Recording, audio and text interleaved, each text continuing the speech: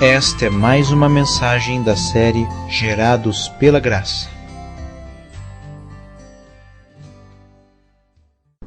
Amém. Que a paz seja convosco.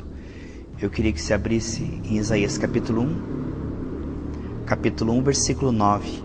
O tema que nós estamos iniciando nessa manhã, o remanescente fiel. Diz assim, capítulo 1, versículo 9 de Isaías: Se o Senhor dos Exércitos não nos tivesse deixado alguns sobreviventes, ou um remanescente, já nos teríamos tornado como Sodoma e semelhantes a Gomorra. É importante, queridos, nós compreendermos que pouco se acerta com a porta estreita. O evangelho que é pregado, Cristo como Salvador, como que cura, o Jesus que prospera, todo mundo quer. Mas o Jesus que nos chama a sofrer perseguição, o Jesus que nos chama a viver no temor, essa a grande maioria o rejeita, não você. Então, o remanescente fiel é aquele que aceita a proposta de Deus pela graça. Não que seja perfeito de uma hora para outra, não é perfeição sem pecado, mas no temor do Senhor ele toma isto e de uma maneira gradativa ele vai perseverando e vai frutificando, e Deus vai sendo glorificado. O remanescente fiel, o Salmo 12, versículo 1 diz: ó Deus, socorre-nos. São poucos os fiéis nessa terra. São poucos. A Bíblia diz que por se multiplicar a iniquidade, Mateus 24, 13, o amor de quase todos esfriará. Mateus 24, 13. Isso não quer dizer que Deus faça acepção de pessoas. Isso não quer dizer que ninguém será salvo. Não é isso que eu estou dizendo. De maneira alguma. De maneira alguma não é isso que eu estou dizendo. A porta está aberta para todos aqueles que quiserem. Serão bem recebidos pelo sangue de Jesus. Deus não está desprezando ninguém. Isto é, uma tendência do ser humano é que multidões entram pela porta larga. E poucos que decidem entrar pela porta estreita. Sempre foi assim, queridos. No tempo do dilúvio, sempre foi uma minoria que ouviu a palavra, compreendeu a palavra, aceitou a palavra, perseverou na palavra e frutificou na palavra. Sempre foi uma minoria. Isso não quer dizer que Deus não ame a todos, Ele ama. Mas Ele respeita a decisão de cada um, não é verdade? É importante que você se ver como predileto. Outro dia eu estava ouvindo um pastor que disse assim: irmãos, quero dizer uma coisa para você, Deus falou comigo, que eu sou um dos preferidos dele, sou predileto. Agora eu vou dizer para você, você também é preferido e predileto, e todos que Ele chamou é preferido e predileto. Então você deve orar, não como um rejeitado, excluído, um desprezado, mas como um filho predileto. Jesus, diante do túmulo de Lázaro, lá em João 11, ele orou. Lá em João 11, 40, 41, 42. Pai, eu te agradeço porque o Senhor sempre me ouve. Amados, o que você imagina quando você ora é muito importante. Ore como quem é ouvido, como quem é amado. Pelo sangue de Jesus. A Bíblia diz que Deus não rejeita ninguém que vai a Ele. E Ele mesmo o atrai. E a Bíblia diz em Hebreus que Deus chama de santo aqueles que Ele ainda está santificando. Hebreus 10, 14. Estou falando que você tem que ser perfeito para ser aceito, mas você tem esse espírito de aperfeiçoamento. Você coloca esse alvo. Olha um versículo tão fora de moda, queridos, que eu amo demais. 2 Timóteo 2 capítulo 2, versículo 3. 2 Timóteo capítulo 2, versículo 3. Participa dos meus sofrimentos como soldado de Cristo Jesus.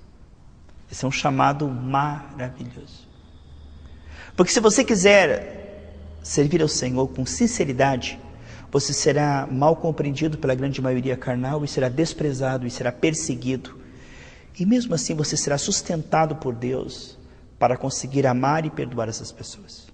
Em Isaías 53, versículo 2, diz que Jesus era a raiz de uma terra seca. Isso significa que mesmo nas condições mais terríveis deste mundo de trevas, que jaz o maligno, de perseguição, você será estruturado por Deus para conseguir olhar nos olhos daquele que te apedreja e abençoar ele. Muitos cristãos ao redor do mundo estão sendo perseguidos e mortos, mas conseguem morrer queimados louvando a Deus. Porque a estrutura que a graça nos dá é para ser fiel. Nós não podemos pensar que a vida cristã é uma vida difícil, uma vida pesada. Não, o fardo de Jesus é leve. Você pode viver essa vida que eu estou falando. Porque os recursos da graça são mais do que suficientes. Deus nos chama para prevalecer nas questões de relacionamento, nas questões de provas, de tentações. Essas coisas todas foram vencidas na cruz do Calvário. Tudo aquilo que contradiz lá João 19:30, que diz está consumado, já foi vencido na cruz do Calvário. Tudo isso que está em andamento no visível aqui, ó, já foi vencido na cruz do Calvário. Você tem que orar como um predileto de Deus, como quem está com a faca e o queijo na mão. Você não tem que orar como quem está em desvantagem. Você não tem que orar para vencer, porque se você orar para vencer, você já é um derrotado. Nunca lute para vencer, lute como mais que vencedor. Lute como quem já venceu, como quem está decidindo a parada para a glória de Deus. Tudo está escrito na palavra de Deus. Nunca ore vendo um problema maior do que você, mas ore vendo aquilo como já vencido na cruz do Calvário. Vai adorando a Deus, vai confiando, vai perseverando, vai santificando a sua vida. Mas com fé, porque sem fé é impossível agradar a Deus. Hebreus 11:6. Então lá em 1 Reis 19, Deus disse para Elias, quando ele disse, Senhor, mataram todos os seus profetas, 1 Reis 19:18. Só sobrou eu. Não sobrou só você. Calma. Tem gente que prega no rádio como se só ele tivesse a verdade e todas as igrejas tivessem errado. E toda a igreja está cega e mundana. Não é verdade. Tem gente que prega que parece que a igreja se apostatou totalmente. Não, queridos. Há um remanescente fiel gemendo em cada igreja. Não pense que a igreja acabou. A igreja é uma ideia de Deus, ela vai subir gloriosa. Ele diz, a igreja está mundana. Não, há muitos mundanismos nas igrejas, mas a igreja, a noiva, porque existe a igreja, a denominação, e a noiva. Tem o joio e tem o trigo. O trigo, em toda a igreja, ele é santo. Tá bom? Então pare de pensar de forma derrotista, como se o diabo tivesse triunfado. Não. O plano de Deus é infalível. E Ele vai levar uma igreja para o céu. Ele vai levar uma igreja para o céu, santa, sem mácula, sem ruga. É um pequeno remanescente? É. Só que esse pequeno remanescente é bem grande na terra. Ele dá contra o recado. A Bíblia diz em 1 Samuel 14, versículo 6, que Deus não tem nenhum impedimento de livrar com muitos ou com poucos. Um Moisés, bastou contra o império do Egito inteiro. Porque Deus não estava controlando o faraó, mas Deus estava usando a oração de Moisés, levantado pelo próprio Deus, é claro, para mostrar para faraó que Deus está no governo soberano. Então, Deus usa os pequeninos, da boca das crianças, diz o Salmo 8. Ele faz calar o inimigo e vingativo. Deus não destruiu o Império Romano, mas levantou o cristianismo no meio de tudo aquilo ali, daquelas perseguições e tudo. E onde está o Império Romano?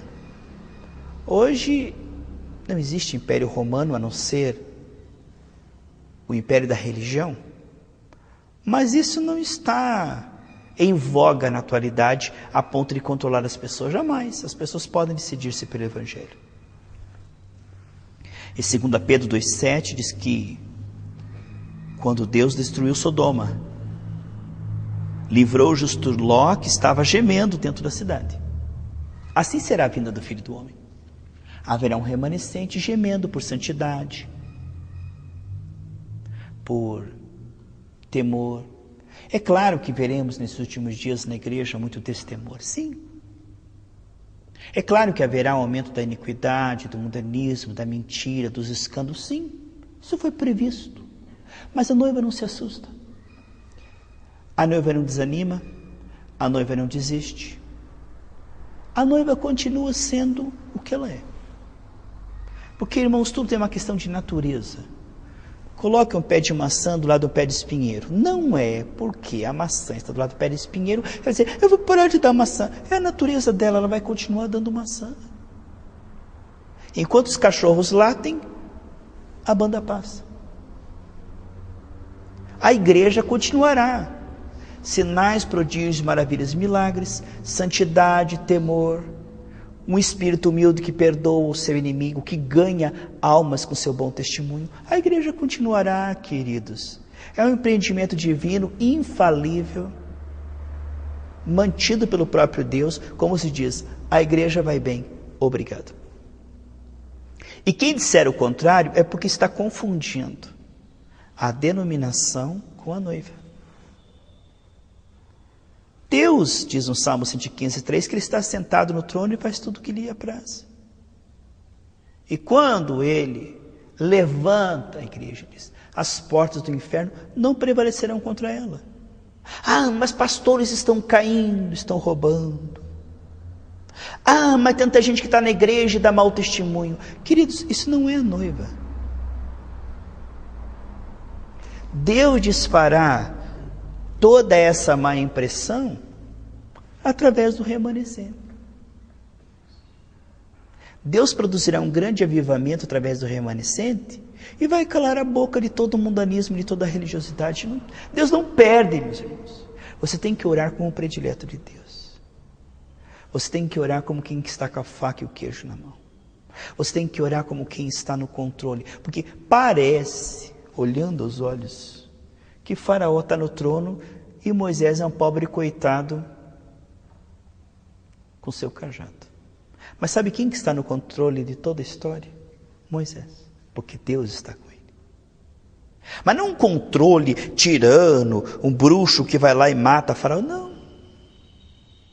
A operação de Deus é com amor, é com perseverança, é de maneira suave. Quando vê, a coisa acontece. Parece que quem está no controle é Nero. Ele pode cortar a cabeça de Paulo, ele pode queimar os cristãos. Ó, o grande Nero. Não. Quem estava no controle de tudo e deixou a Bíblia aqui, ó, era Deus através de Paulo. O que Deus faz dura para sempre. Nero hoje não é ninguém. Talvez uma alma urrando lá no quinto dos infernos. Não é? Os tiranos, os grandes, são calados por uma força misteriosa e de repente são silenciados. Mas a obra de Deus, que começou com 12, está esparramando por toda a terra e hoje são bilhões. Não subestime o poder de Deus. Ore como um predileto. Ore como quem crê em todas as promessas. Eu posso viver uma vida santa. Eu posso vencer a tentação. Eu posso perdoar os meus inimigos. Eu posso morrer pelo Evangelho se for necessário, cantando louvores. Eu posso prosperar e ajudar muita gente. Eu posso vencer essa infecção, essa enfermidade, orar pelos enfermos, expulsar demônios. Eu posso tudo o que a Bíblia diz que eu posso em Cristo, para a glória de Cristo. Temos que ter uma mentalidade pautada na palavra. 2 Crônicas 30, versículo 12. 2 Crônicas 30, versículo 12. 2 Crônicas 30, versículo 12 diz: também em Judá se fez sentir a mão de Deus, dando-lhes um só coração, remanescente fiel, para cumprir o mandato do rei e dos príncipes, segundo a palavra do Senhor. Os reis e os príncipes oram, e Deus dá um só coração para toda a nação, e eles, sobre essa liderança ungida, direcionada por Deus, com um só coração, como nação. Então como é que Deus faz? Deus começa com um, Depois o remanescente. E através do remanescente, ele pode ganhar os carnais. E quando ele ganha os carnais, ele ganha a comunidade. É do pequeno grupo para o grande grupo. É assim que Deus faz. E ele trabalha sem pressa e sem demora. No ponto, no equilíbrio. Deus não chega atrasado e Deus não se desespera, porque Deus não tem um segundo plano na manga. Ele, antes de fazer o mundo, ele já resolveu todos os problemas. Porque o cordeiro morto antes da fundação do mundo. A Bíblia diz que Deus chama o fim desde o início. Deus não está assim, o que eu faço agora? Ele sabe o que vai acontecer daqui 20 anos, 30 anos, ele está no controle. Não no controle de todas as pessoas como marionete. Ele está no controle do seu propósito. E o seu propósito, operando Deus, quem impedirá? Entende? E qual é o propósito? É que tenhamos uma vida abundante. Isso vai acontecer porque nós vamos perseverar. Juízes, é o 6º livro da Bíblia, capítulo 6, versículo 34. Juízes é o 6º livro da Bíblia, 6:34. Então, amados, quando Deus quer fazer algo, Ele trabalha um homem, uma mulher, enche ele do Espírito Santo através da comunhão. E através desse homem que fala a palavra de Deus, com a unção de Deus, há poder na sua boca, há unção na sua boca. E quando essa pessoa anda com Deus e teme a Deus, Deus levanta junto com ele um remanescente fiel. E esse remanescente fiel só vai crescendo. Porque espiritual gera espiritual, carnal gera carnal. Olha só, Juízes 6:34. Então o Espírito do Senhor revestiu a Gideão, o qual tocou o rebate, e os abiesritas, nome difícil, né? Abiesritas se ajuntaram após ele. Certo? Deus colocará pessoas com pessoas por propósitos santos. Deus unirá pessoas à visão que Deus te deu. Deus te dará ajudadores, pessoas que terão dons para auxiliar você. A obra de Deus não é feita por um. A obra de Deus é feita por muitos. A Bíblia diz que Deus deu a sua palavra e multidões foram. Então nós precisamos compreender que lá no céu haverá uma multidão incontável. Milhares de milhares. Sabe, queridos, é certo que muitos vão para o inferno, não querem nem saber, nem falar sobre isso. Que me importa? Vai para o inferno porque quer, porque a misericórdia de Deus está sendo oferecida, a graça de Deus está sendo oferecida. Tem que ser muito burro para ir para o inferno, porque em Cristo somos perdoados e no Espírito somos aperfeiçoados gratuitamente. Então há uma vida maravilhosa. Ele é longânimo, ele é paciente, ele é misericordioso, e ele sabe como abrir os nossos olhos, ele sabe como abater o soberbo, ele sabe como quebrantar o soberbo, ele sabe como fortalecer o fraco. A Bíblia diz em Isaías, certamente eu te fortalecerei para o bem. Então, o que ele está dizendo? Certamente eu te fortalecerei para o bem. Ora, isto ele está dizendo, certamente você deve orar como um predileto. Ore nesse dia, quando você for orar a Deus, eu sei que o Senhor ama a todos iguais, o Senhor não faz exceção de pessoas. Jeremias 15:11, tá? Certamente eu te fortalecerei para o bem. Senhor, eu sei que o Senhor ama a todos. E o Senhor olha para todos com carinho e com amor, mas agora o Senhor está olhando para mim, como se não existisse ninguém nesse planeta. Porque Deus olha a todos e ama a todos, mas Ele olha para você como se não tivesse ninguém nesse planeta. E Deus ama a todos, mas Deus ama você como se não tivesse ninguém nesse planeta. Então é gostoso você orar, Senhor, eu estou orando como teu amigo, como teu predileto, como teu preferido. Eu estou orando como quem é ouvido, porque pelo sangue de Jesus nós temos crédito diante de Deus. Nós somos ricos para com Deus. Porque sem fé é impossível agradar a Deus.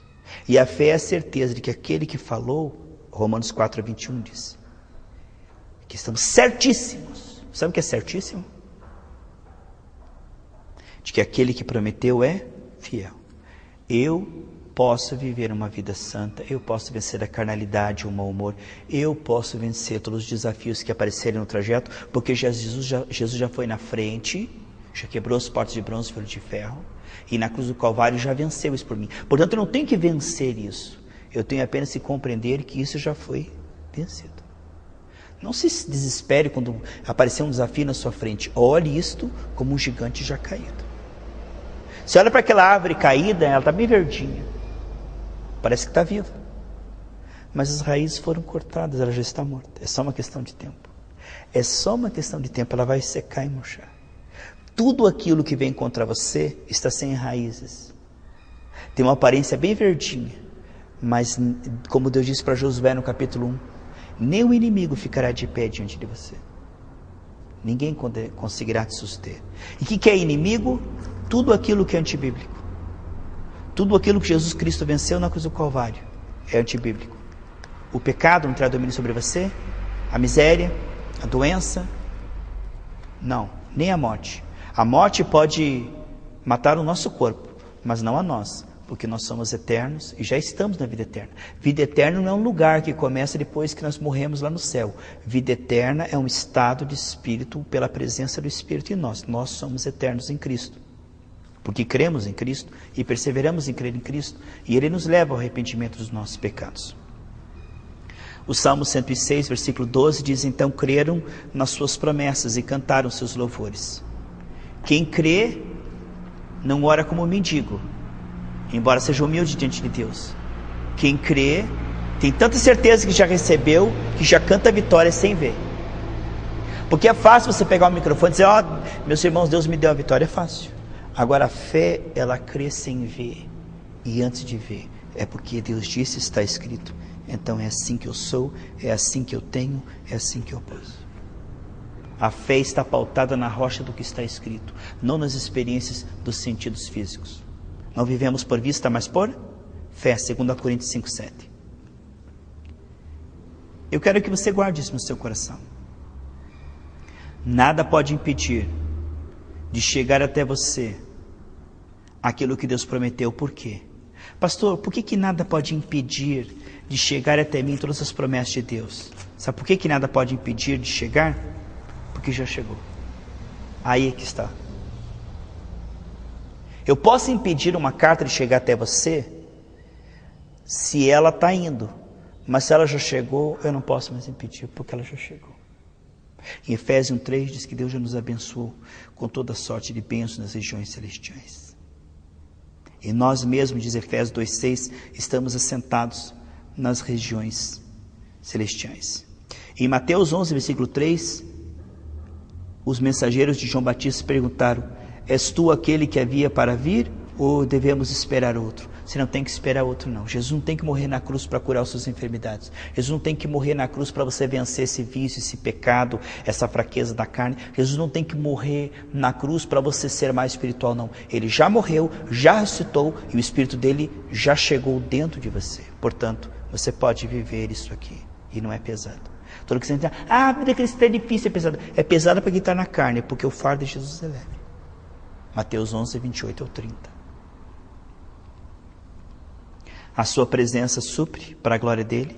E se Deus não cumprisse tudo que está na palavra, ele não seria Deus. Eu postei uma coisa no Facebook que eu achei interessante. Uma menina levantando um peixe assim, e os gatinhos tudo correndo e ela segurando o peixe. Aí eu escrevi em cima assim: Deus não te faz de bobo. Deus não promete uma coisa e depois sai com aquele. Deus não te faz de bobo. Deus não te faz de bobo. 2 Coríntios capítulo 1, versículo 19 e 20, diz que todas quantas são promessas de Deus têm o sim e o amém, que não é sim e não. Ele não é homem para que minta, nem filho do homem para que se arrependa. 1 João capítulo 5, versículo 3 e 4 diz: e essa é a vitória que vence o mundo, a nossa fé. Vence o mundo, não empata com o mundo, não perde para o mundo. O que vem contra a tua carne, você pode vencer. O que vem contra a sua família, você pode vencer, porque há promessas aqui. Portanto, o que Deus prometeu, ele não volta atrás. 1 João capítulo 5, versículo 3 e 4. Em Romanos 14, 17, diz que o reino de Deus não é comida nem bebida, mas é paz, alegria e justiça no Espírito Santo. Então nós temos que crer que esse suprimento da presença do Senhor em nós, Romanos 14, 17. Ele nos banca, queridos. Tudo que Deus pede, Ele vai conosco em todo o trajeto e nos ajuda a fazer. Ele não manda nós fazer, Ele vai junto. O Espírito Santo nos ajuda em nossa fraqueza. Portanto, nós não estamos em desvantagem. A nossa carne não é mais forte, nossos sentimentos carnais não são mais fortes. Nossos pensamentos carnais não são mais fortes.